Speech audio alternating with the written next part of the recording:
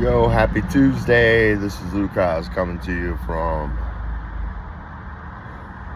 the car wash. Hitting it up at the car wash. Smoking that J at the car wash. Yeah.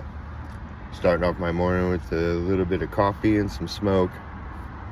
I haven't really posted or did a video in a minute just because I think I've been in a process of, I feel like I'm breaking ground. Nothing's changed with me really, but I feel like inside I've been able to focus more on me and take time for myself. I have sanctuary in my car now. Like, I truly feel relieved and comfort when I'm in my car. It's just gotten to be a norm for me. I mean, I've been doing it for a while, but as of lately, it feels like I just have this calm over me. And I have a fairly good attitude, considering things that I go through or have to do. I still kind of just have this lighthearted, kind of comedic energy about myself all the time, and I really like that. I've liked the person that I've been transforming into. It's like no matter what, I'm still gonna crack a joke, I'm still gonna smile, I'm still gonna laugh, I'm still gonna try to bring I'm gonna bring a vibe of everything's okay. And I can laugh about stuff. I can laugh about the dumb shit. I can laugh about heartbreak, because there's a lot of that's gone on in the last 6 months of my life, year now. And I can perceive it the best manner possible, because I know once I get in that mind frame of negativity, then things start happening to me that I don't want to have to go through. So I'm actually relieving a lot of bullshit that I could be going through versus what I'm going through now, which is as of next week, I'll start taking drug and alcohol classes. And I've been through several of those before, and it all boils down to one thing and one thing only. I think it's self-acceptance. Self-acceptance has been mankind's number one battle since the beginning of time, I feel what I've gone through lately has been whatever dark work I dealt with as of recently. I think it was more along the lines of my ancestral energy and things that have happened with my ancestors that I'm like breaking. It's like I'm breaking a cycle of some sort. That's what it's felt like. And I've had my angels let me know that that's what this has been all about. Basically dealing with shit that has nothing to do with me but is linked to my ancestors. So that right there tells me, I was kind of forced into doing the work. I mean, everybody has a choice, that's for sure. I chose to continue to stay away from people, places, and things that really don't help me get grounded. And when I did put myself in situations that weren't of the high, the same frequency per se, I was able to lift that frequency. I can't do it with every situation and all people, because I've tried several times with certain types of people to up the frequency to see if things change. And there are those that are stuck in their ways, and that's fine. If you want to live in survival mode, cool. I feel like people that aren't open-minded to different things are in survival mode. I think those who are more open-minded to a different way of looking at life rather than what they have been or are used to,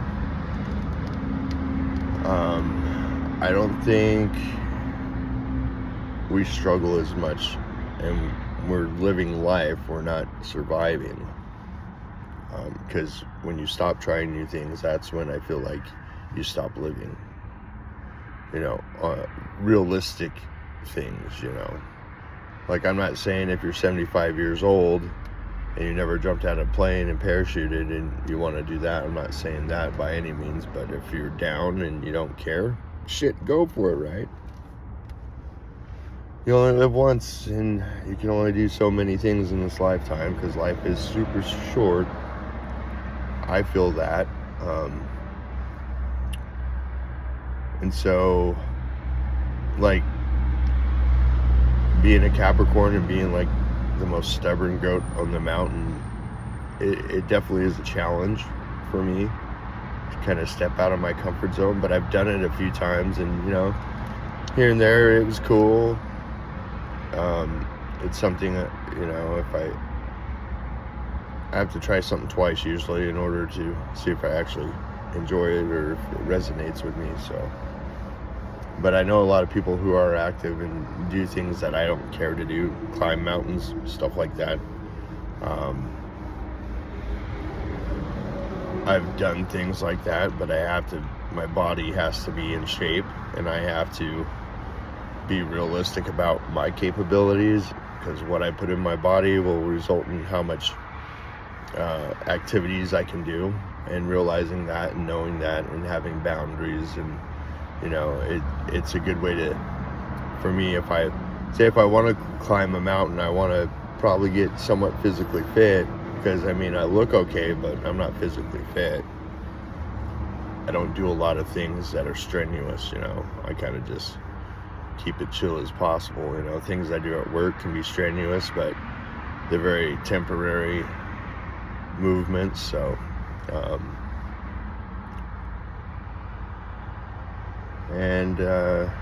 I had a great 4th, hung out at my buddy's house, helped him set up for a barbecue on the 4th, stayed the night before, was gonna stay the second night, but there were so many drunk people trying to do karaoke at this party, and I think around 2 a.m. I was like, screw it, I'm going to my car outside of his house, I'm gonna go to sleep. Then I think I went to bed at 5, woke up at 8, drove back down to my work here in North Salt Lake, and I think slept for another 2 hours, and then showered up and went and kicked it with some friends, and had a fairly decent weekend. Sundays are usually days I take to myself, it seems like, more than none, because most people are busy doing stuff on Sundays, like friends and family, or they're busy recuperating from a crazy weekend, or people in general are just busy. So I like to take time with people when they're not busy, so we can actually connect.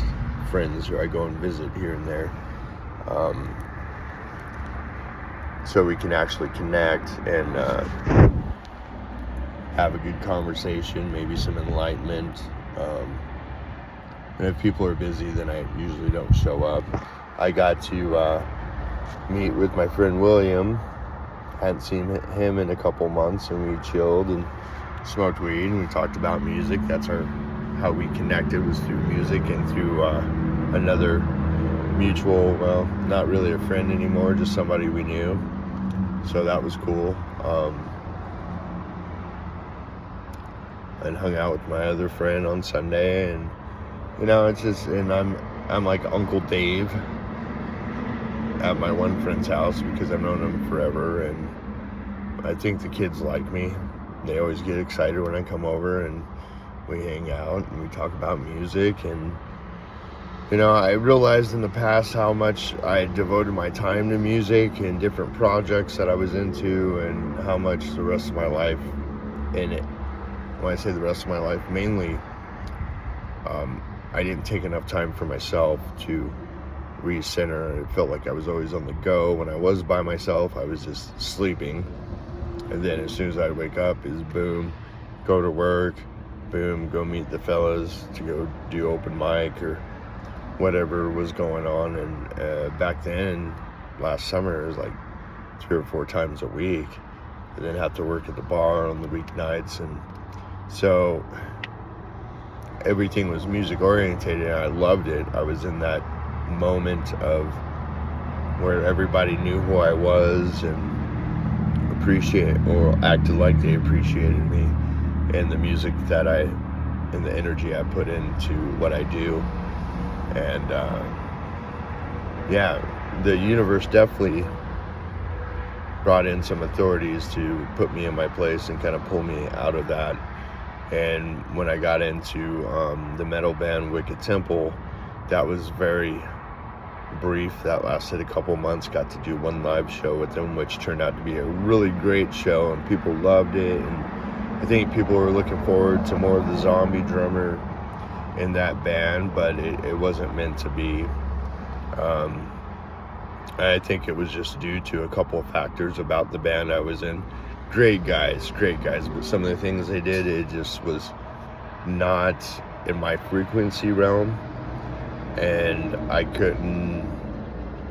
had a hard time connecting with them when they would choose to do certain things.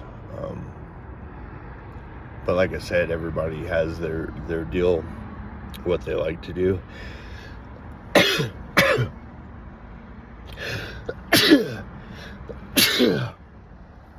Woo. I ain't afraid, no ghosts.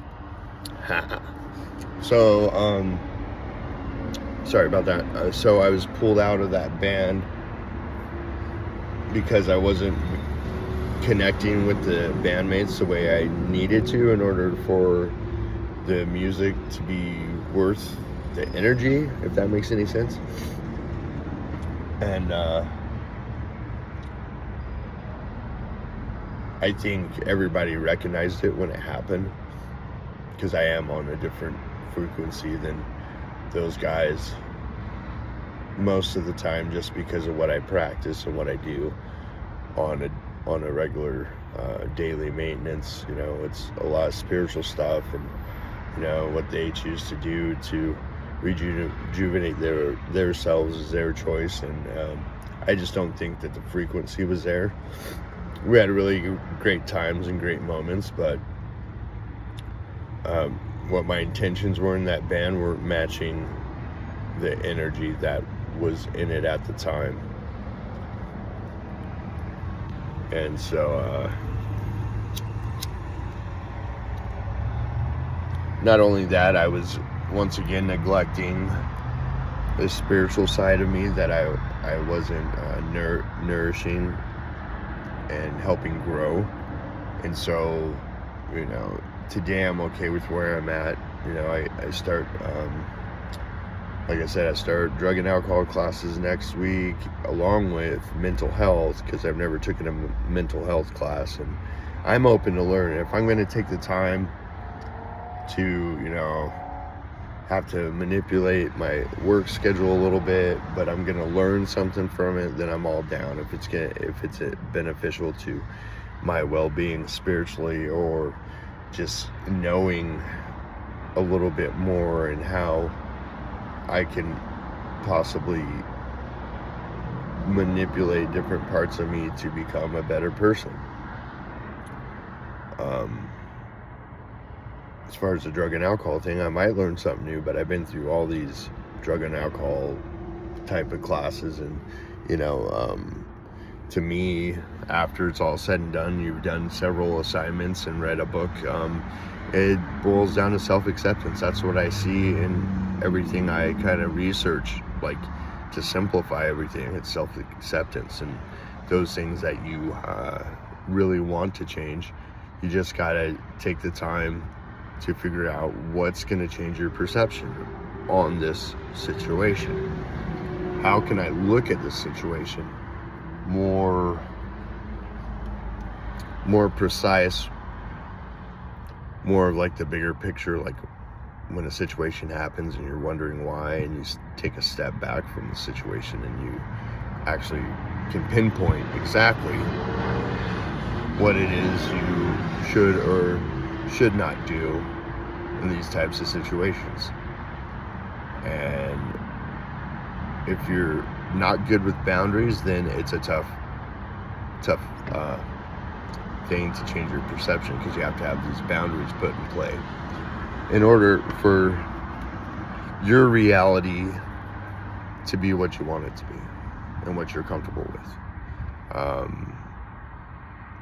If there's something that's new out there that you've never done, but deep inside if you do it, it's really going to help you, and you kind of ignore it, then that becomes like a shadow. I feel like windows of opportunity that are missed really can become another piece of shadow work that you have to deal with, whether it be now or down the road, because it creates this blockage. If I throw walls to things that are beneficial to me, then I'm starting to downgrade my spirit, and my frequency drops. But I have to have boundaries with what's realistic, what I can and can't do, and what I'm willing to try.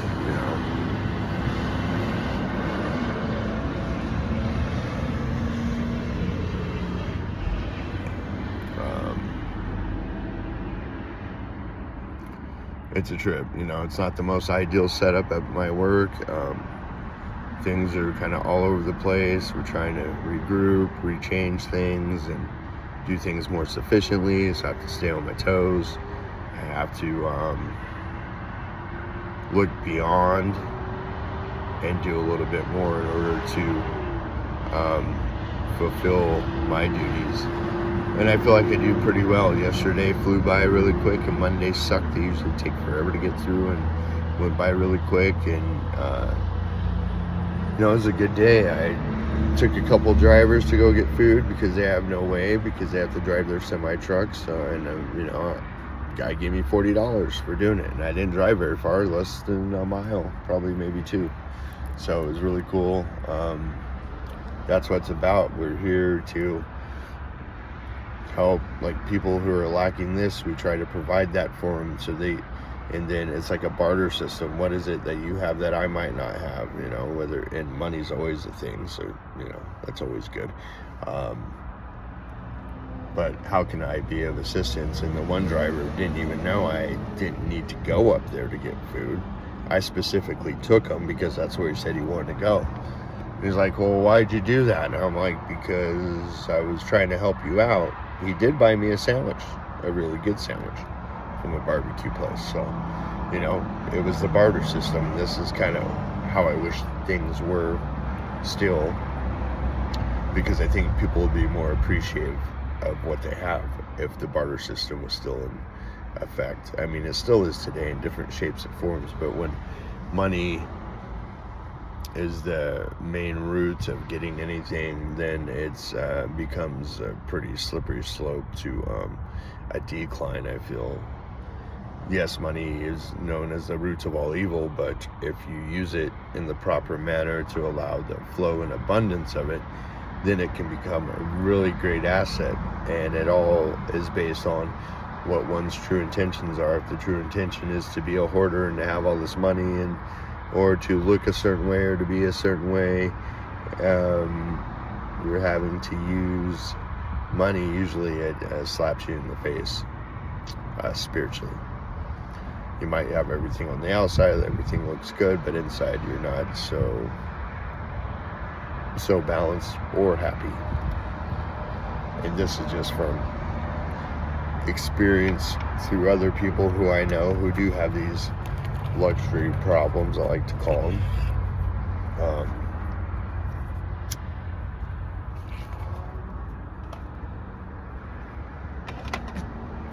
But I definitely, do my best not to judge. Only judge when I feel like I'm in danger. You know, like when I have to be like, should I be here or do I need to leave? And luckily,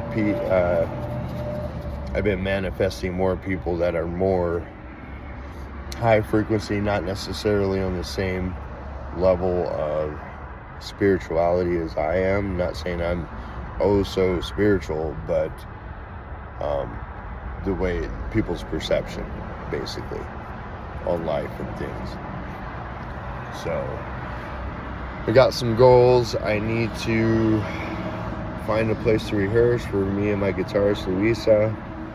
I think she's gonna need to upgrade her amp because last time we played it wasn't loud enough.